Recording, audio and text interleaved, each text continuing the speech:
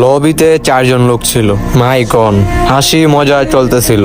শুধু একটা প্লেয়ারের মাইক অফ। সবাই বলতেছে ভাই মাইক অন কর, ভাই কথা বলস না কে, একদম নোব মনে হইতাছে। তারপরও স্টার্ট দিছে ম্যাচ, বারমুডা ম্যাপ পড়েছে। সাইলেন্স প্লেয়ার সবসময় আলাদা খেলে, না ডাইরেকশন কয়, না এনিমির পজিশন কয়, না কারোর কাছে কোনো কিছু চায়। ওই শুধু ওর নিজের মন মতো খেলতেছিল। টিমমেট চিল্লাইতে চিল্লাইতে পুরাই বিরক্ত হয়ে গেছে। সবাই বলতেছে এই ম্যাচ শেষ করে ওরে কিক দিয়ে দিমু। ম্যাচ চলতেছিল ভালোই, হুট করে আমার টিমমেট ডাউন, তারপরও 2 নাম্বার টিমমেটও ডাউন। এর সাথে সাথে আমি নিজেও ডাউন হয়ে ফিনিশ হয়ে যাই। সব কনফিউজ, আর শুধু বাইচা ছিল একটা টিমমেট, আর সেটা হচ্ছে ওই সাইলেন্স প্লেয়ারটা। ওর মুভমেন্ট স্কিল দেখে মনে হইতাছে মোটামুটি ভালোই খেলে। ওর গুলওয়াল মারার স্টাইল, পজিশন স্টাইল। হঠাৎ করে দেখা যায় একটা স্কোয়াড ওর উপরে হিটলিস্ট মেরা পুরো রাশ করে দেয়। দেখতে দেখতে দেখা গেল ওই সাইলেন্স প্লেয়ারটা পুরো স্কোয়াডকে হেডশট দিয়ে ওয়াইপ আউট করে দেয়। আমরা তো পুরাই শকড হয়ে গেছি। দেখতে দেখতে ফাইনাল জুন শুরু হয়ে গেছে। ওই সাইলেন্স প্লেয়ারের সামনে ফুল স্কোয়াড।